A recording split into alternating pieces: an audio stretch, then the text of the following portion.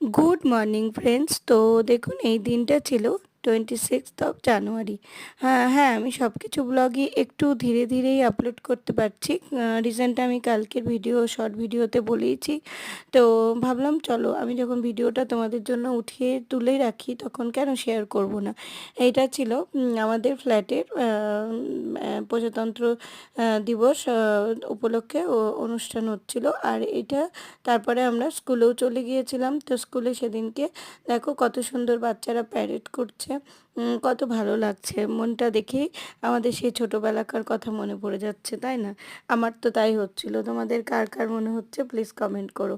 তো ভাবলাম তো এইটাও আমি তোমাদের সাথে শেয়ার করলাম। তারপরে প্রিন্সিপাল ম্যাম যে বলছিল কথাগুলো সেগুলোও শুনছিলাম, বেশ ভালো লাগছিল। সে আমরা ছোটোবেলায় যেমন স্কুলে যেতাম, আমি তো যেতাম, তো স্কুলে গিয়ে যে দেখতাম পতাকা উত্তোলন করা, সেই দিনগুলো পুরো চোখের সামনে ছোটোবেলাটা এসে যাচ্ছে, তাই না বলো? তো অ্যাকচুয়ালি ছোটোবেলাটা তো আমাদের ছেলে মেয়েদেরও মধ্যেই আমরা দেখতে পাই, তাই না? তো দেখো এরকম করে রাউন্ড করে এত সুন্দর লাগছিল দেখতে। আমি শর্ট ভিডিওতে এর আগেও ভিডিও আপলোড তো করেছি, তোমরা যদি দেখে থাকো তো দেখবে।